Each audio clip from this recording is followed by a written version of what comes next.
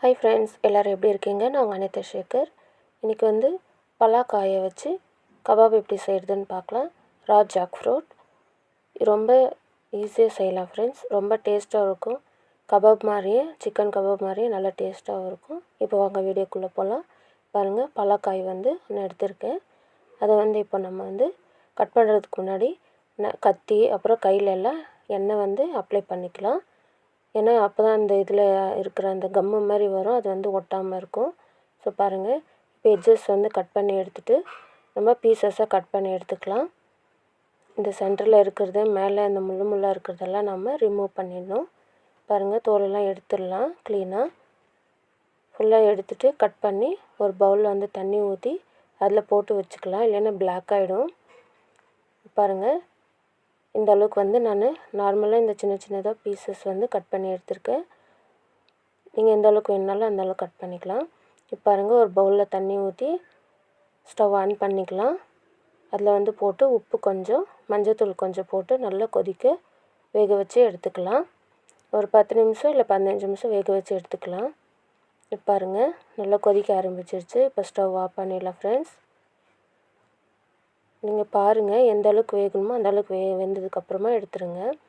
இப்போ பாருங்கள், நான் ஃபில்ட்ரு பண்ணி எடுத்துக்கிறேன். இது கொஞ்சம் சூடு ஆறட்டும், அதுக்குள்ளே நம்ம வந்து மசாலா மிக்ஸ் பண்ணிக்கலாம். இப்போ ஒரு பவுல் எடுத்து காஷ்மீரி சில்லி பவுடர், சீரகத்தூள், தனியாத்தூள், கரம் மசாலா, கடல மாவு வந்து கொஞ்சமாக சேர்த்திக்கலாம். அப்புறம் சோள மாவு, கார்ன்ஃப்ளவர், அரிசி மாவு, மைதா, இது எல்லாமே சேர்த்தி நம்ம மிக்ஸ் பண்ணிக்கலாம். இது வந்து மிக்சிங்க்கு வந்து உப்பு வந்து தேவையான அளவு சேர்த்திக்கோங்க.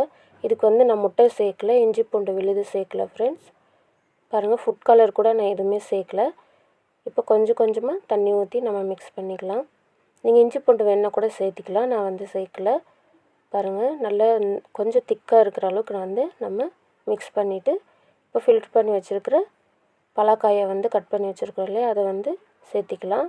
சேர்த்து அந்த மசாலாவோட நல்லா மிக்ஸ் பண்ணிவிட்டு ஒரு 15 மினிட்ஸ் இல்லைன்னா ஒரு அரை மணி நேரம் நம்ம மூடி வச்சிடலாம். நல்லா ஊறட்டும்.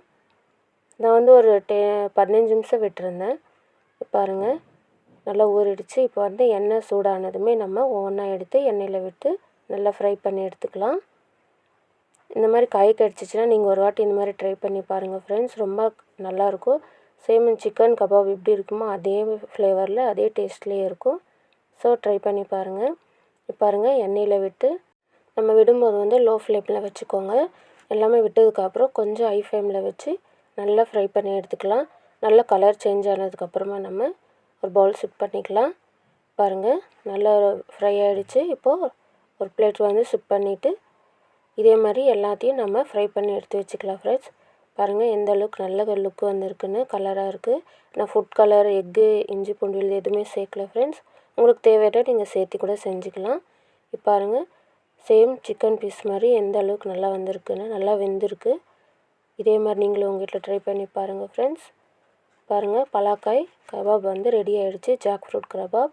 வீடியோ பிடிச்சிருந்தால் லைக் பண்ணுங்கள் ஃப்ரெண்ட்ஸ், ஷேர் பண்ணுங்கள், கமெண்ட் பண்ணுங்கள். மறக்காமல் என்னுடைய சேனலை சப்ஸ்கிரைப் பண்ணுங்கள் ஃப்ரெண்ட்ஸ், ஷேர் பண்ணுங்கள், சப்போர்ட் பண்ணுங்கள். இது வரைக்கும் சப்ஸ்கிரைப் பண்ணாமல் பார்க்குறீங்கன்னா சப்ஸ்கிரைப் பண்ணிவிட்டு பாருங்கள் ஃப்ரெண்ட்ஸ். பக்கத்தில் இருக்கிற பெல் ஐக்கானை கிளிக் பண்ணுங்கள்.